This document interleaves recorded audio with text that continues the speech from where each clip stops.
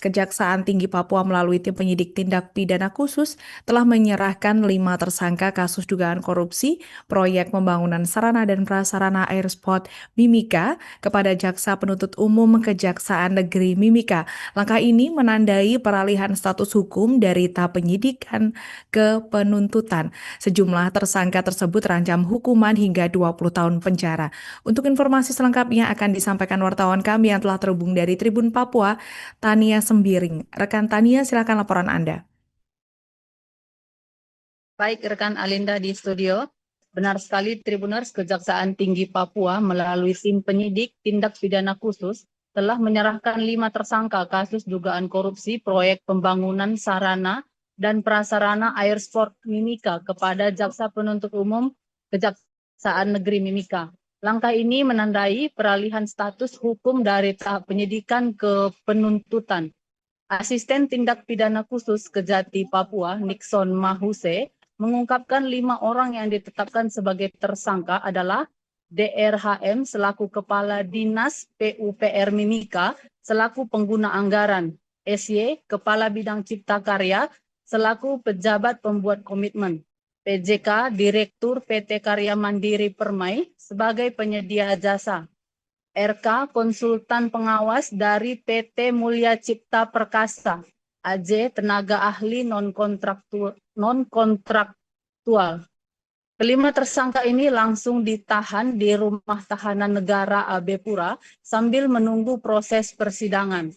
Tersangka tersebut dijerat dengan Pasal 2 Ayat 1, Pasal 18 dan Pasal 3 Undang-Undang Pemberantasan Tindak Pidana Korupsi dengan ancaman hukuman hingga 20 tahun penjara, bergantung pada tingkat keterlibatan masing-masing individu.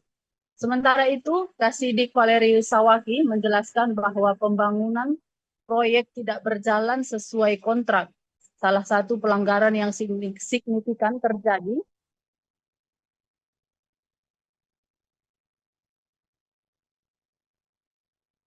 pada pekerja timbunan yang di dalam kontrak tertulis seluas 500 kali 500 meter, namun realisasinya hanya 500 kali 382 meter.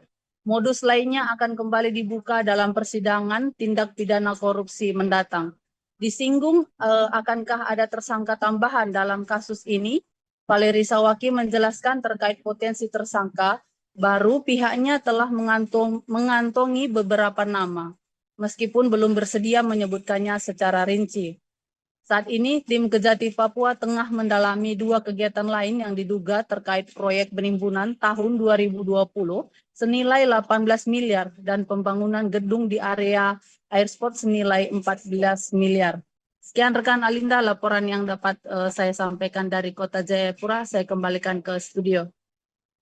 Baik, terima kasih rekan Tania Sembiring dari Tribun Papua atas laporan Anda dan selamat bertugas kembali. Untuk melengkapi keterangan kami pemirsa, berikut wawancara bersama Kadis di Kejati Papua, Valeri Sawaki. Setelah berkas perkara kami dinyatakan lengkap atau P21, selanjutnya kelima orang tersangka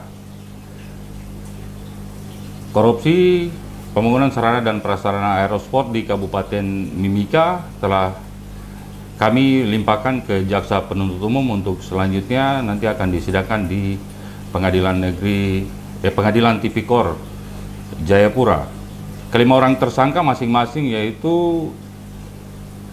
RDRH selaku Kepala Dinas, kemudian SY selaku PPK, kemudian PJK selaku Direktur PT Karya Mandiri, RK selaku Konsultan Pengawas, dan AJ selaku tenaga ahli non-kontraktual. Kelima tersangka ini kemudian kami tahan atau penuntut umum tahan di Rutan Abepura untuk 20 hari ke depan dalam rangka mempersiapkan administrasi. Download Tribun X sekarang, menghadirkan lokal menjadi Indonesia.